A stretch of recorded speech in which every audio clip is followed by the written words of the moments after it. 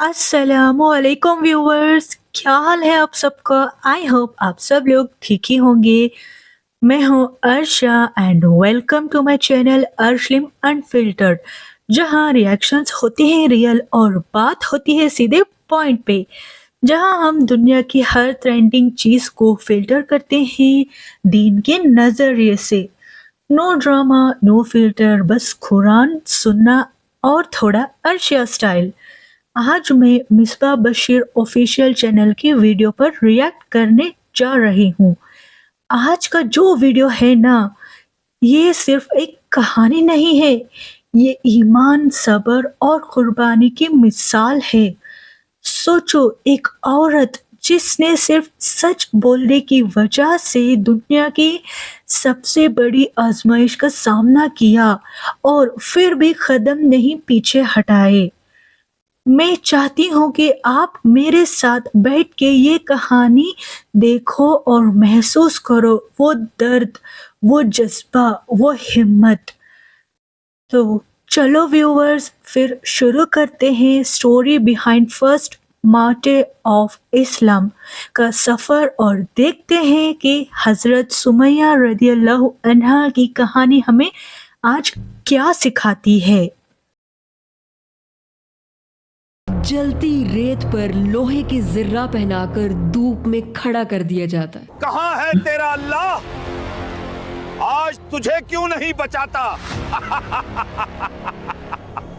सख्त धूप में कंकरियों पर डाला जाता है, जमीन में दबाया जाता है, प्यासा रखा जाता है।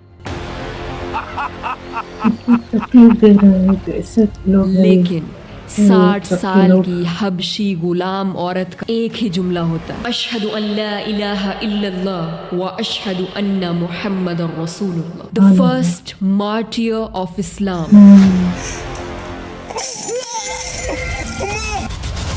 हजरत सुमैया रदियल्लाहु अन्हा बिनते खुब्बात। हजरत सुमैया रदियल्लाहु अन्हा नबी सल्लल्लाहु अलैहि वसल्लम से तकरीबन 20 साल पहले 551 में पैदा हुई। हजरत सुमैया रदियल्लाहु अन्हा का ताल्लुक इथियोपिया से था। मक्का में वो कबीला बनु मखजूम के जिस कबीले में ज्यादातर वॉरियर्स थे, उस कबीले के सरदार अल वलीद इब्ने अल मुगीरा के जिसके तकब्बुर का जिक्र कुरान में आया। और जो हजरत खालिद बिन वलीद रदियल्लाहु अन्हु का बाप था। हजरत सुमैया रदियल्लाहु अन्हा अल वलीद इब्ने अल मुगीरा के भाई अबू हुजैफा इब्ने अल मुगीरा की गुलाम थी। हजरत सुमैया रदियल्लाहु अन्हा की शादी हजरत यासिर रदियल्लाहु अन्हु से हुई, जिनका ताल्लुक यमन से था, और वो अपने गुमशुदा भाई को ढूंढने के लिए मक्का आए थे। लेकिन फिर इसी प्रोसेस में वो मक्का में रहने लगे और मक्का में रहने के लिए वो अबू हुजैफा की प्रोटेक्शन में रहने लगे। कुछ अरसे बाद हजरत सुमैया रदियल्लाहु अन्हा की शादी हजरत यासिर रदियल्लाहु अन्हु से हो जाती है और उनका बेटा पैदा होता है, अम्मार इब्ने यासिर रदियल्लाहु अन्हु। तकरीबन उसी वक्त जब रसूलुल्लाह सल्लल्लाहु अलैहि वसल्लम मक्का में पैदा हुए। मक्का में हजरत सुमैया रदियल्लाहु अन्हा, हजरत यासिर रदियल्लाहु अन्हु और उन दोनों के बेटे हजरत अम्मार और इब्ने यासिर रदियल्लाहु अन्हु का सिर्फ एक ही मकसद होता है, कबीला बनु मखजूम और अपने सरदार की खिदमत करना और उनको खुश रखना। कबीला बनु मखजूम जंगों में महारत और अपनी दौलत की वजह से मक्का में बहुत ताकतवर था और इस्लाम की सबसे ज्यादा मुखालफत कबीला बनु मखजूम नहीं की थी। जब इस्लाम ने मक्का में कदम रखा तो कबीला बनु मखजूम की एक ताकतवर शख्सियत और हजरत खालिद बिन वलीद के कजन चचाजाद भाई उमर बिन हशाम, जिसे उस दौर में उसके कबीले के लोग अबुल हिकम कहते थे और इस्लाम में जिसे अबू जहल कहा गया है। अबू जहल ने इस्लाम कबूल करने वालों पर जुल्म के पहाड़ तोड़ दिए। हजरत सुमैया रदियल्लाहु अन्हा और उनकी फैमिली जब इस्लाम का पैगाम सुनते हैं तो वो इस्लाम कबूल कर लेते हैं। अऊज़ु बिल्लाहि मिनश शैतानिर रजीम, बिस्मिल्लाहिर रहमानिर रहीम। عمار خذني الآن إلى نبي الله أعاهده على الإسلام كما فعلت. انہوں نے تب اسلام قبول کیا جب اسلام بالکل اپنی انیشیل سٹیج پر تھا اور جب اسلام قبول کرنا موت کو گلے لگانے کے برابر تھا. اور پھر حضرت سمیہ رضی اللہ عنہا تو تھی بھی غلام، لیکن وہ حق کو پہچان چکی تھی اور اپنے پورے دل سے قبول کر چکی تھی. اب جیسے ہی ابو جہل کو حضرت سمیہ رضی اللہ عنہا اور ان کی پوری فیملی کے اسلام قبول کرنے کا پتہ چلتا ہے، أما علمت أن مواليكم ياسر العنسي وزوجه سمية وولده عمار على دين محمد؟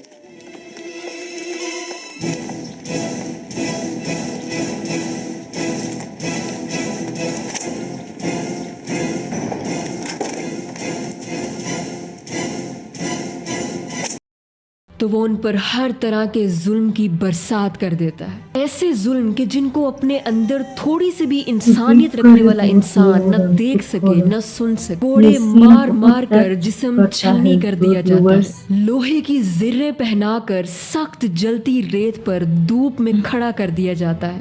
ابو جہل حضرت سمیہ رضی اللہ عنہا پر ہر طرح کا ٹارچر کرتا ہے اور ایک ہی ڈیمانڈ کرتا ہے کہ تم حضرت محمد صلی اللہ علیہ وسلم کو نعوذ باللہ قرض کرو ورنہ تم مار دی جاؤ گی. أو ترجعوا جميعا وتسبوا محمدا. اتنے زخموں کے باوجود، موت کو سامنے دیکھنے کے باوجود، ایک حبشی 60 سال کی غلام عورت ابو جہل کے منہ پر تھوک کر کہتی ہے، بمحمد إلا لأنك عشقته لجماله.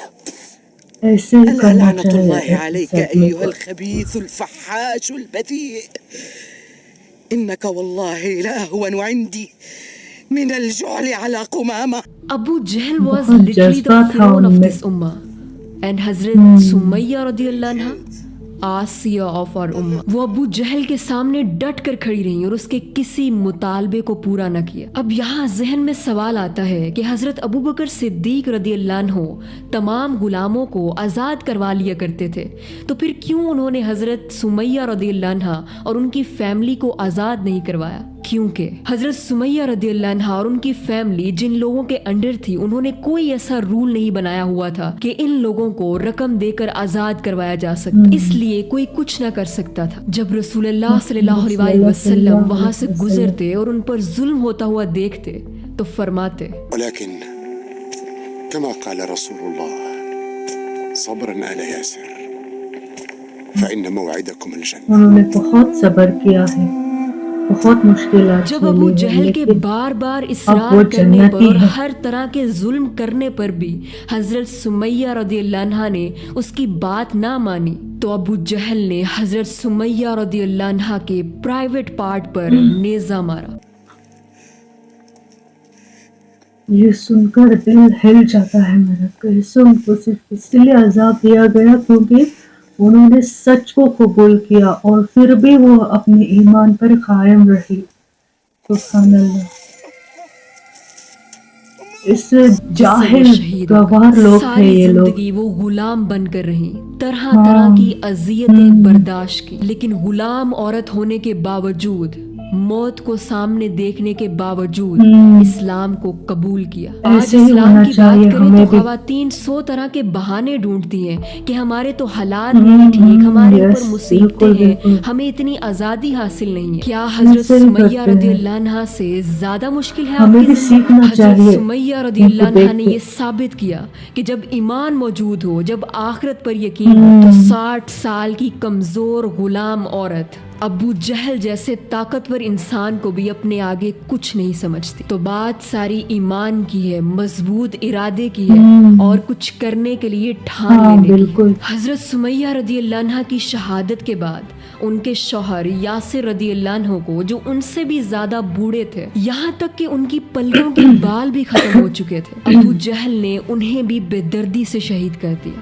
اپنی آنکھوں کے سامنے اپنے والدین پر یوں ظلم ہوتا دیکھ کر اور بے دردی سے ان کی تھوڑا شہادت بھی کو دیکھ رحم نہیں کر آیا اس عمار آدمی ابن یاسر رضی اللہ عنہ نے ابو جہل کی بات مان لی اور بعد میں پریشانی کی حالت میں رسول اللہ صلی اللہ علیہ وسلم کے پاس حاضر ہوئے۔ رسول اللہ صلی اللہ علیہ وسلم نے عمار ابن یاسر رضی اللہ عنہ کو حوصلہ دیا۔ ذرا سوچئے کہ جس نے آپ کے والدین کو اتنی بے دردی سے قتل کیا ہو، جب وہ آپ کے سامنے خوشحال اور دندناتا پھرتا ہو تو آپ کو کیسا محسوس بہت برا، ہوتا؟ یقیناً یہ بہت غصہ بہت آئے گا۔ مشکل وقت تھا، لیکن ہاں، پھر وہ دن بہت ہی آیا مشکل کہ وقت عمار رہا۔ ابن یاسر رضی اللہ عنہ نے اپنے والدین کے قاتل کو جنگ بدر میں اپنی آنکھوں کے سامنے مرتا دیکھا۔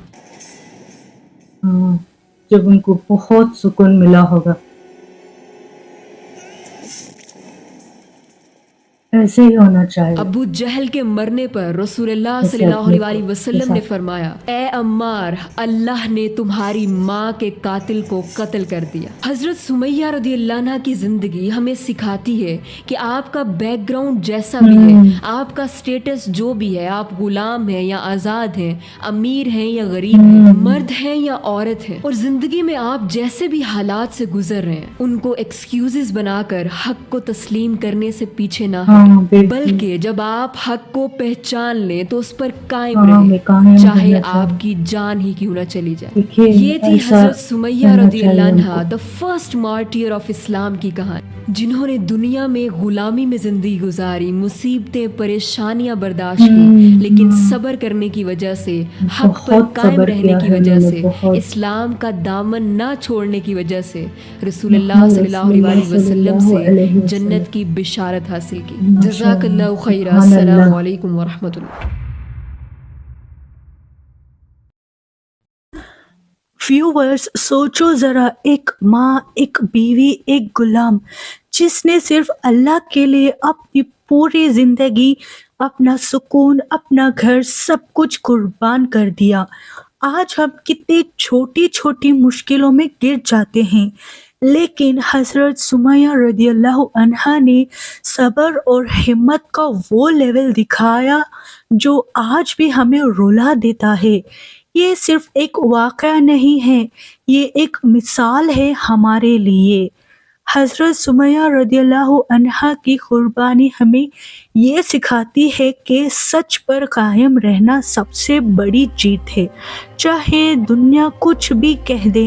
جب آپ ان کے جذبے کو سوچتے ہو تو لگتا ہے کہ ایمان پر قائم رہنا ہی اصلی عزت ہے۔ میں چاہتی ہوں آپ بھی اس پیغام کو اپنی زندگی میں محسوس کرو۔ اگر آپ کو بھی ان کی ہمت، ان کا صبر، ان کا یقین انسپائر کر رہا ہے جیسے مجھے کر رہا ہے، تو اس وقت ہی صرف ایک بٹن مت دباؤ، لائک، شیئر اور سبسکرائب کر کے اس روشنی کو آگے بڑھاؤ، تاکہ ہر کوئی یہ کہانی سن کے ہماری چھوٹی چھوٹی کلکس بھی کسی اور کی روح تک پیغام پہنچا سکتی ہے۔